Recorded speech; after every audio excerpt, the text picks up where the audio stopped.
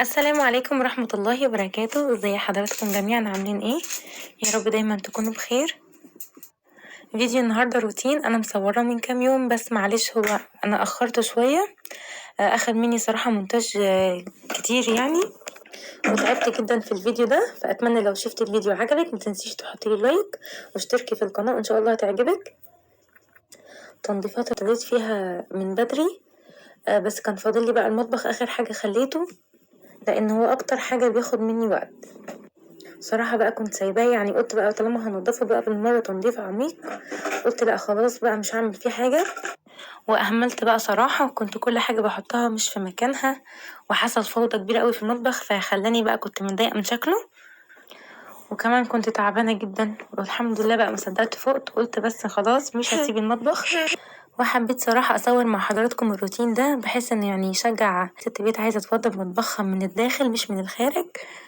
انا كده بقى بوريكم انا عايزه اعمل ايه في المطبخ. اولا انا مكنتش فرشه حاجه من في المطبخ يعني من جوه، كنت حاطه جرايد كده زي ما حضراتكم شايفين، وكان صراحه شكلها مش حلو، بس هو حل حلو يعني، هو موفره صراحه، وكمان بتخلي المطبخ نضيف يعني ما شاء الله. شايفين انا شلت من تحتها، مش محتاج اي حاجه يعني، مش محتاج اغسل ولا اي حاجه. بس انا قلت كده كده بما اني يعني فضيت، فلازم طبعا ايه ليفه بقى الصابون وادعك وكده، عشان مطبخي دايما يفضل نضيف. انا ما بستخدمش ميه كتير عشان بخاف يحسن المطبخ يعني بتاعي يبوظ. نوع المطبخ المونتال عادي خالص اللي هو بتاع زمان ده، معرفش الصراحة الانواع اللي طالعة جديد اسمها اكريليك وحاجات كتير كده، بس الصراحة النوع بتاعي الحمد لله حلو ما شاء الله يعني، معايا بقاله فترة والحمد لله يعني زي ما هو، بغسل فيه وبنضفه زي ما حضراتكم شايفين. انا بدعكه عادي كده بمية وصابون فيها خل، وصابون مخفف يعني متحطيش صابون كتير عشان ما يعملش معاكي رغوة كتير وتحتاجي انك تشطفيه بمية بقى وكده. وبالفوطة كده بلمه وبرجع اغسل الفوطة وامسح تاني وكده، بس مرتين كده ولا حاجة عشان الاقيه ما شاء الله بيلمع معايا وزي الفل. انا بقى همسك المطبخ كله يعني، مش هفضيه كله مرة واحدة لأ، يعني زي ما حضراتكم شايفين فضيت الضلفة اللي فوق الاول، واللي تحتها على طول لسه زي ما هي فيها الحاجات. فانا دي كانت فيها البلاستيكات ففضيها يعني واحط فيها الحلل اللي هي السيراميك، لاني مش بستخدمها كتير فهرفعها شوية. البلاستيكات عندي بستخدمها اكتر، فببقى عايزاها قريبة مني شوية. بس طبعا انا عشان مستعجلة فمش هستنى ان المطبخ ينشف، انا ممكن عادي اسيبه مفتوح وينشف براحته، بس لا، انا بالمناديل كده هنشفه وبينشف معايا بسرعة جدا. ومتقلقيش خالص لو هتعملي زيي، مش هيسبب معاكي اي ريحة ولا كمكمة ولا اي حاجة. وممكن طبعا بعد ما ترصي بقى حاجتك في المطبخ عادي تسيبيه بقى مثلا طول اليوم كده الدرف بتاعته مفتحة، بس تكوني بقى خلاص خلصتي ومش وراكي حاجة، وتكوني رتبتيه بقى وتسيبيه كده مفتوح ونضيف كده ومترتب وزي الفل. صراحة دورت على مفارش كتيرة افرشها في المطبخ، لقيت كذا نوع كده وما عجبنيش، وكان في انواع غالية، كان المتر ب15 جنيه. فقلت هي فرق يعني، بس هو حلو صراحة، بس لو كنت فرشت المطبخ كله يعني اللي هو المتر ب15 جنيه كان هيكلفني، وانا كنت عايزة حاجة يعني دلوقتي مؤقتا تكون منها اللي هي احسن من الجرايد اللي انا كنت حطاها، وفي نفس الوقت تكون مش غالية وتكلفني كده. زي ما حضراتكم شايفين انا خلاص فرشت فوق عقلي في الجرانين برضو. كده خلاص فرشت المفرش وحطيت فوقيه الحلل، طلعتها من تحت لفوق بس. وهنا برضو فرشت المفرش برضو، بس الاول طبعا نضفته وعملت كل ده، بس ما حبيتش اجيب الخطوات تاني، وفرشت اهو برضو المفرش. وهنا بقى هبتدي ان انا ارص البلاستيكات بتاعتي كلها، يعني لميتهم كلهم في ضلفة واحدة. دول كده شوية البلاستيكات قلت يعني احطهم فوق جنب الحلل، لان هذه الحتة اللي في النص دي فاضية، وكنت خلاص بقى عايزة ارص البلاستيكات كلها تحت، ودول طبعا اتبقوا معايا، فقلت مفيش مشكلة لو رصيتهم فوق. شايفين كده رصيتهم كلهم جنب بعض، دي اللي هو الضرفة اللي فوق خالص مش اللي تحت. كده دي خلاص تمام خلصت كده. هبتدي ان انا المع كده الضلف بتاعته من بره كمان، لان شايفين لسه مش متلمعة قوي، يعني عايزة تتلمع وتتغسل.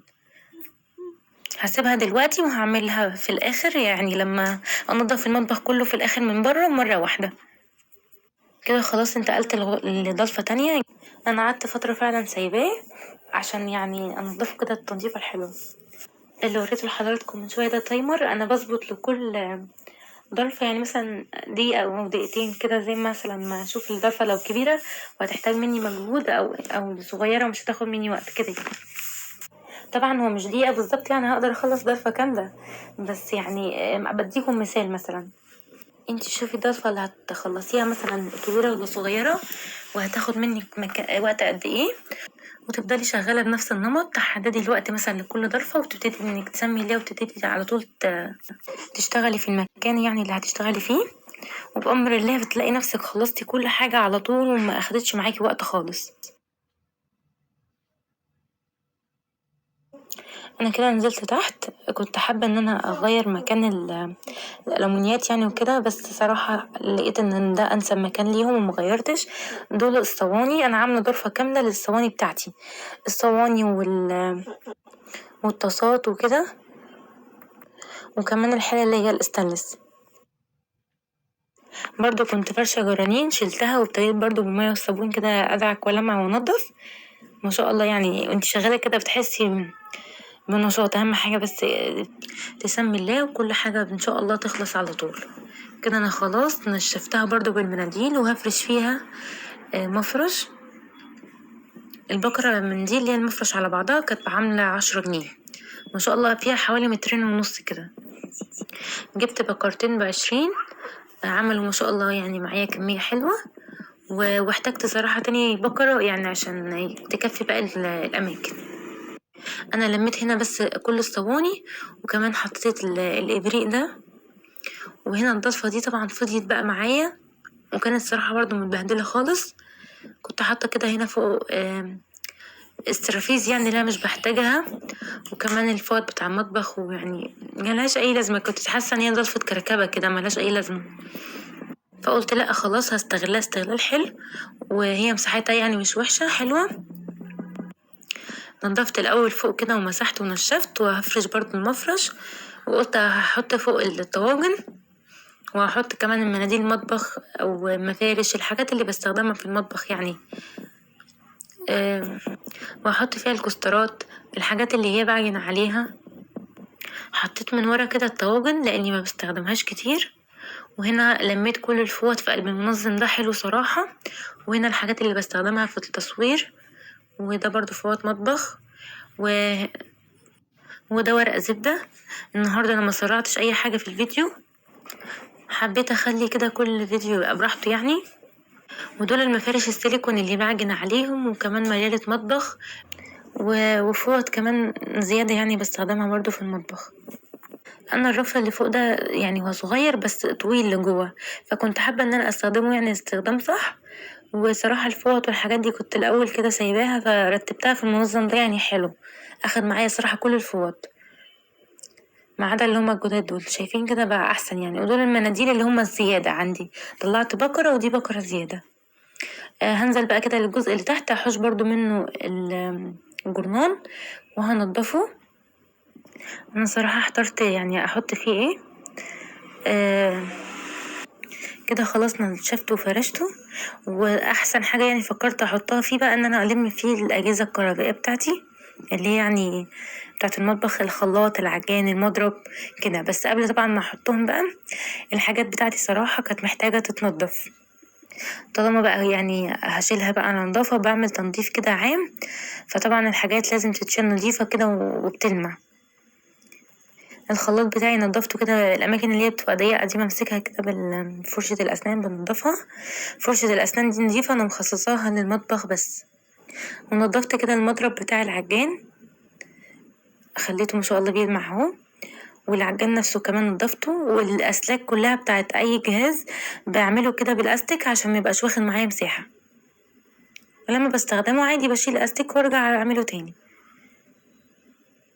بس عشان تبقى حاجتي كده نظيفة ومنظمة. والحاجات بتاعة المضرب اللي هي مثلا مش عارفة اسمها ايه والله، حطيتهم كده في اكياس برضو عشان تبقى نظيفة، ولما استخدمها يعني اطلعها استخدمها على طول. غسلتها ونشفتها وشايلها نظيفة في قلب الكيس.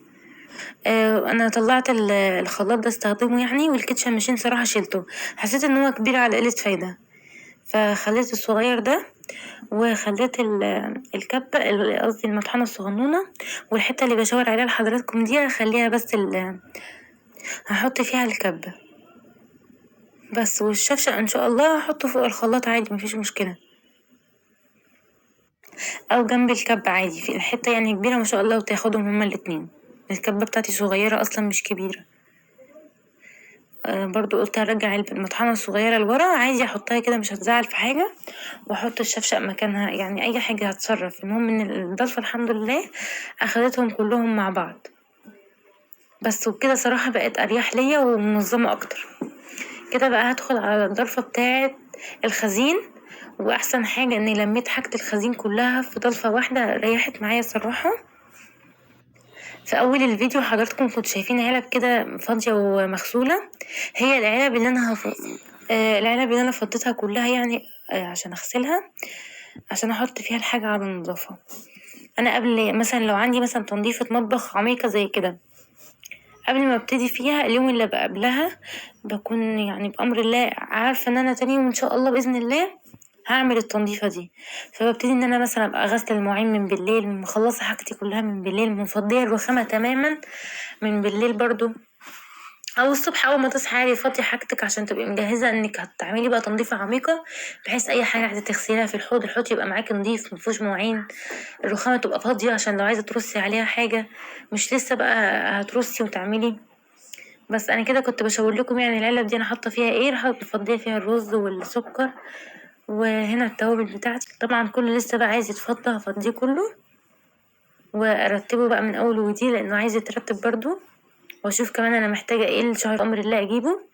انا الرز والمكرونه والزيت لا الحمد لله موجودين، هشوف بس التوابل اللي ناقصه يعني ايه الحاجات اللي ناقصه عندي دي مش عارف ايه الحاجات دي، وبأمر الله اجيبها يعني. كده انا خلاص نضفت الضلفة اللي من فوق ومن تحت، ما حبيتش اجيبها مع حضراتكم وانا بفضيها وارتبها من الاول وجديد عشان صراحة يعني هتاخد مني وقت.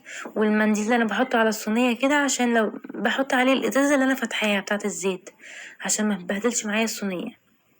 وهنا انا دخلت على ضلفة جديدة، وكده كان المفرش اللي هو الفراولات خلص معايا وجبت المفرش ده، دي كده بكرة كمان ما لقيتش صراحة زي اللي انا كنت جايباهم، فجبت اللي هو الكيسي ده شكله حلو برضو لايق مع المطبخ. انا رصيت كده الكوبايات والكاسات كلها مع بعض، ومن تحت هنا نضفتها وحطيت برضو فرشت المفرش، وبعد ما نشفت رصيت بقى السرافيس بتاعتي. انا اصلا هغير مكان السرافيس دي واحط الطقمين اللي هما اللي كنت شاريهم مع حضراتكم في المشتريات، اللي هما واحد اكروبال وواحد ازاز كده بتوع عشا. اهو انا كده خلاص رصيتهم، حشت السرافيس حطيتها من ورا، ومن قدام حطيت الطقمين دول ما شاء الله الضرفة كانت حلوة يعني واخدتهم معايا كلهم بس. ومن فوق دول كام طقم كام قصدي طبق صيني بس، وحطيت كده من ورا خالص ده طقم زي طقم توابل كده بس صراحة مش حلو، فيعني قلت احطه كده من ورا وخلاص مش لاقيه له مكان صراحة. قوليلي برضو ايه رأيكم في النظام اللي انا عملته. دي كده الضرفة الاول قبل ما ارص فيها الاطقم العشاء يعني. انا كل شويه صراحه بغير في نظام المطبخ يعني، بشوف ايه الاريح ليا وبعمله يعني، كل ما بنضف كده واجدد فيه بعمل فيه حاجات كده. انا خلاص دخلت على ضرفه كمان اللي هي الصغنونه خالص اللي عندي، صراحه شكلها برضو كان متبهدل خالص، نضفتها اهو وفضيتها وهفرش برضو فيها مفارش. دي الحتت اللي هي كانت متقصقصة زيادة عندي في المفرش اللي هو الفراولات، هحطه في الضرفة دي صغيرة بس طويلة لجوه، بس فوقها هحط الشفاشة الازاز، حطيتهم كلهم كده جنب بعض اهو. والسكرية دي حطيتها كده من قدام، لقيتها برضو يعني ليها مكان فحطيتها فوق، وهنزل على الرف اللي تحت. وشوفوا بقى وانا بروق لقيت شوكولاتايه، يعني مش عايزه اقول لكم انا كنت قد ايه مبسوطه بيها، اكيد كنت مخبيها من ولادي عشان اكلها لوحدي ام شريره. هنزل كده على الرف اللي تحت، وصراحة ما لقيتش بقى الفراولات اللي هو اللي فوق ده، ففرشت اللي هو الكيتي ده حلو برضو لايق مش وحش. هفرشها برضو ونضفها واحط فيها الحاجات. انا يا جماعه اي ظرف من الظرف دي انا يعني لو ما جبتش معاكم تنظيفها فانا برضو بنضفها بميه وصابون، وبعدين برجع انشفها بالمناديل واسيبها كده دقيقه ولا حاجه وارجع افرش المفرش وكده. انا اللي هميت فيها بقى كل مش عارفه اسمها ايه دي، السلطانيات او اللي بنعمل فيها يعني الكاستر والرز بلبن والمهلبيه اللي هي الاطباق الازاز الصغيره، وكمان الحاجات اللي انا بستخدمها في التصوير واللي هما المجات الصغننين دول اللي هناك ازاز، فحسيت ان هما كده لايقين مع بعض فحطيتهم بس. والبراد الصغنون ده حطاه كده يعني كشكل مش اكتر. كده الضلفة خلاص بعد ما خلصتها. شايفين ما شاء الله الحاجة كده يعني نضافة كده وريحتها بسم الله ما شاء الله يعني. المطبخ وانا شغالة فيه ما شاء الله ريحته كانت جميلة. المية اللي بستخدمها في التنظيف مية سخنة، يعني انا حاطة مية سخنة وعليها مثلا شوية صغيرين كده بس من الصابون اللي احنا بنستخدم بيه المواعين، وطبعا الخل عشان بيدي لمعة. عايزة تحطي نقطة ديتول مفيش مشكلة، بس يعني ما كانتش متوفرة عندي صراحة، فقلت خلاص يعني انضف بالموجود وخلاص. شايفين كده انا باخدكم جولة بقى اخيرة بعد ما خلصت. نسيت اجيب معاكم معلش للاسف نضافة المنظفات وكمان المطبقية رصيتهم برضو ونضفتهم، يعني وانا بعملهم ما صورتهمش بس بقى صورتهم في الاخر بعد ما عملتهم. وهنا برضو الضفة دي حطيت فيها كده الكاسات والكوبايات، وهنا برضو اللي حطيت فيها الحاجة الستانلس، وتحت الصواني والسيجان وكده. وهنا ضرفة الخزين، هي يبدو من بعيد كده ان شكلها مش منظم، بس لا والله ما شاء الله نظيفة ومنظمة. انا شفت كل الحاجات اللي هي عندي مش مثلا صلاحيتها انتهت، ساعات بيبقى غصب عن الواحد حاجة صلاحيتها بتنتهي. شفت الحاجات اللي عايزة تتفضى العلب بتاعتها تتغسل وترجع تحط فيها تاني توابل مثلا او حاجات زي كده. هنا العلب دي انا فضيتها كانت يعني عندي فاضية وكده فخصصتها للتوابل حلوة اوي صراحة. وهنا الشعرية والعدس، وهنا الفشار والحاجات اللي زي كده، وهنا المشروبات القهوة اللي هي الحاجات اللي مش بستخدمها باستمرار يعني. والعلبة دي انا بحط فيها الحاجات الزيادة، وده الدقيق، وهنا السكر، واخر حاجة الرز. هنا طبعا المناديل وكده، وحطيت معاها البكرة بتاعت الاسترتش دي، وتحت الحاجات بتاعت الأجهزة الكهربائية اللي هي خاصة بالمطبخ. وبقى نيجي لآخر حاجة بقى لسه ما عملتهمش، وهما الدرجين دول. طبعا ما حبيتش اطول معاكم الفيديو فنضفتهم انا. شايفين الفرق طبعا بعد ما ترتب. الازايز دي يا جماعه عمليه قوي بصراحه، فكره الازايز عمليه جدا، بتشيل معاكي حاجات كتير قوي وبتبقى منظمه لك الدرج. اللي ورا دي قطعت بيتزا لسه جايباها بس للاسف خامتها طلعت مش حلوه. وده الدرج التاني، شايفين برضه شكله معفن كده. خلاص انا رتبته. الازايز برضه فكرتها حلوه، بناخد معايا حاجات كتير وبتبقى منظمه لي الدرج. شايفين ما شاء الله الدرج متنظم. وكده انا خلاص خلصت الفيديو، يا رب يكون عجبكم، واتمنى يا رب يكون يعني فاتكم حتى لو بحاجة بسيطة. وكده برضو كنت خلاص نضفته من بره. ما تنسيش تحطي لايك للفيديو واشتراك للقناة. اشوفكم ان شاء الله باذن الله فيديو جديد. مع السلامة. حط لايك ماما عشان ماما غلبانة.